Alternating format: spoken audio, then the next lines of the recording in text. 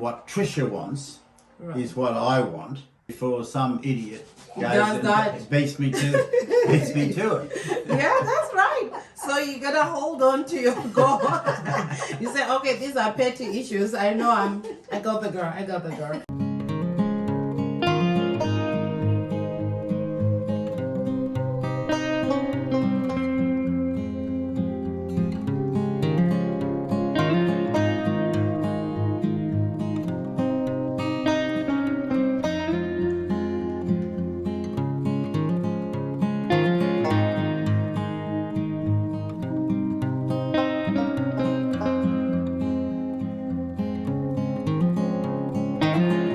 Okay, I'm back again with a challenge now on Peter and Trisha. I want to know if they know each other very well, right? So of course they do know each other very well. So I have a challenge like in them. Who is more likely to do something? Are you ready? Yeah. Yeah, okay. First one.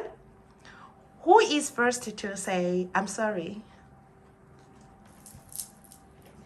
Okay. Who fell in love first? Who has a better taste in clothes? Who says, I love you more often? Okay. Who is a better dancer? Okay. Okay. Who is the most organized? Okay. Who talks more?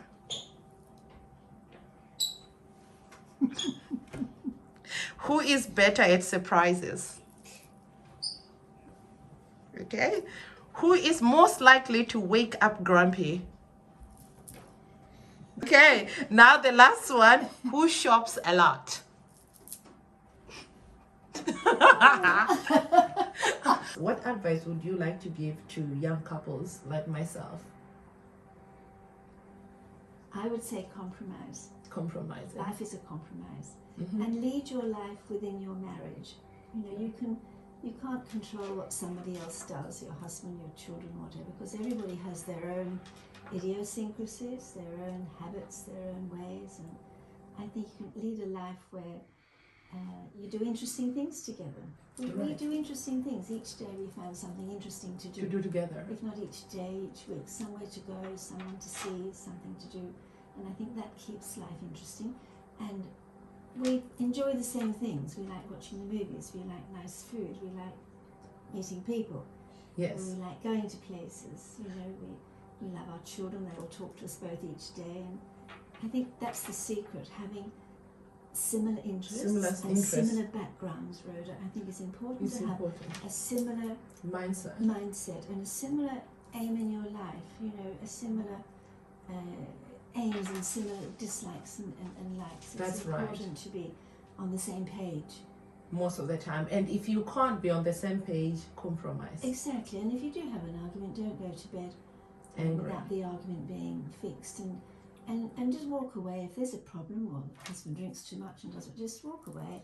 Yeah, we should Tomorrow's see another that day. nowadays a lot of marriages are breaking down because Yeah. of unresolved issues. That's right. So they keep on piling up. Sometimes we think it's a small thing. Oh, let's just brush it under the table. And then it will pile up. One day, you just can't take it. Yeah, Yeah, exactly. just can't take it. And normally it's a little thing that bothers people, but you've got Right. to overcome the little things and look at the big picture. And my father gave me good advice. He said, if the good things are better than the bad things, that's all you need to worry. No matter what percentage is, as long as the good's better than the bad. Then That's all I you think need that's to from do. Trisha's point of view. From a man's point of view, is that I think it's if you give a bit, right, you can take a bit. Right. But if you give more than you take, then life can be very, very pleasant.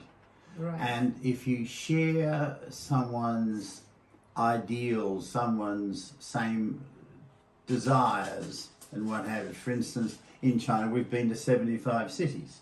Yeah. And I've yet to meet anybody in China that's been to 75 cities, including the Chinese people. Yeah. That because we wanted to do something, and instead of saying, no, I'm too tired, no, I don't want to do it, or anything like that, we said, okay, let's go. So we organised ourselves and we went. I think the fact that we've always had an approach that I like to feel that what Tricia wants is what I want, and I know that what I want, she wants. Right. And that unselfishness is something that I think is part and parcel with the basis of a really good marriage. And all the other things that Tricia touched on, I would have to agree with. Nice. And at the same time, So I can think, you say a little compromising was playing a part also, right? well, definitely, you can't be absolute on all things, and the reason I think a lot of younger people have these problems is that they're selfish. Right. It's Right. me, all the therefore it creates a problem, and then one person is resisting, and And the other one is these pushing. aren't, a lot of them aren't big things. Nice. I Right. agree. I agree with that. And the problem sort of manifests itself, as you correctly alluded to, and the end result is that they then create a situation to have divorce. And I'm surprised that the divorce in China is horrendously high. It is. It's It almost is. 50%. It is. Australia And too. Also, Australia's about a third. And now about during a this third. pandemic time, a lot of couples divorced. Do you know that? Yes. Because most people have never spent that amount of time together. Australia Yeah, too. they've never known each other like that. Exactly. So it uncovers a lot of It does. problems. Yes. I agree with you. So yeah, if the marriage was hanging already, it couldn't stand. Well, this but at pandemic. the same time, you, as I said to a couple of people that were talking to me about this, some people I know in Chindo and Weha, and I said, this is the time, I said, when you have to spend something. I said, why don't you use the time to reevaluate what you think is right, and take the time, because you have to be there with your partner to discuss something with him. Now, as I understand, one of those couples have got closer together because they looked at what their And problems talk were, about it. analysed it, and decided it wasn't. The other thing wasn't is a problem. that Sometimes what we think is a problem is really not a problem. It's Yes. just lack of communication. Exactly. and divorce is very, very selfish. Of course. It's very, very selfish for the families of both sides, For the and it's children. very, very selfish for the children. And the trouble we've got, particularly in here and also in the West, is the children of divorced parents do have a very difficult Life. time and life, and it does unfortunately affect them. It may affect with their their future too. relationships Yes. with But other do you think people. it's a generational thing? Because I think so. our children's friends have been divorced twice, some of them. Whereas our friends, we hardly have any friends who are divorced. Yeah, No. because their parents, I think sometimes children will learn, Yes. although some of them will need closure. If the parents do divorce, sometimes it plays a bigger It does. impact on It the does. children because they are not also brave enough to confront their parents to ask them what really went wrong, you know. So they are angry. So they take this anger with them in their own marriages. So their marriages will not last because they have unresolved issues Exactly. with their True. parents. I think unresolved issues are the worst thing. Yes. But what I'm saying is, in our generation, very few of our friends are divorced. But the next generation, It it does. doesn't matter. People don't Yes. even get married, Married, now. They yeah. have children without even marrying. So Yes. it's a different morals, different mindset. Morals are changing. The and mindsets, mores yeah. and morality of our society worldwide, including China, I'm going to say that the southern part of China, where boys and girls at Sherman University, had met some of them, and I said, "Are you good friends?" "Yeah, we live together." Yeah. That is not Live in not good as friends. prevalent up here. In fact, it is a no-no. But that's changing. And in Australia, there's some of my daughter's friends, my eldest daughter's friends. Two of them have had a child out of wedlock.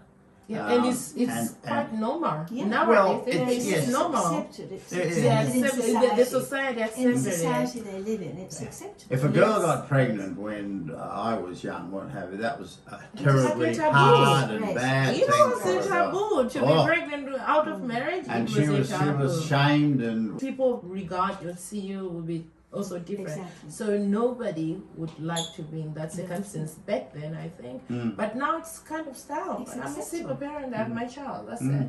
So, And yeah. one of our friends who's very, how would you say, comfortable and comes from an extremely wealthy family, went to Italy to find the most handsome man she could. Didn't want him to be known, Her that husband. he was, And she's gone back to this gorgeous child, but Oh my the goodness. father probably doesn't even know. Doesn't there's a even child. know that there's a Exactly. child, Exactly. which is selfish. In your opinion, how important is listening? Listening in life. No, in a marriage setup. In marriage, in life, in business and what have you. A lot of people, and if you watch them, they don't listen. What have you? Watch two people talking, and the only thing they're doing, they're drawing Just breath. want to They want answer. They want to get their thoughts in, and they're not listening They're to what missing the the other point. person's, and particularly in business. And the thing is that, you know, I often say to some people, I said, now look, when we go into this meeting, I want you to listen. Before you Don't say speak. anything. Mm-hmm. Let the other person talk. And the more you let the other person talk and the more you listen, the more they'll reveal. Understand. If you're talking to women particularly, if you say nothing to women, will tell you everything. They'll tell you the whole life history, who's up who and how often and why and what have you, but you've got to listen. Yeah. You can't interfere. I try very hard to listen to Trisha. Right. That's where I wanted yes, you to but point she out. says that I don't listen.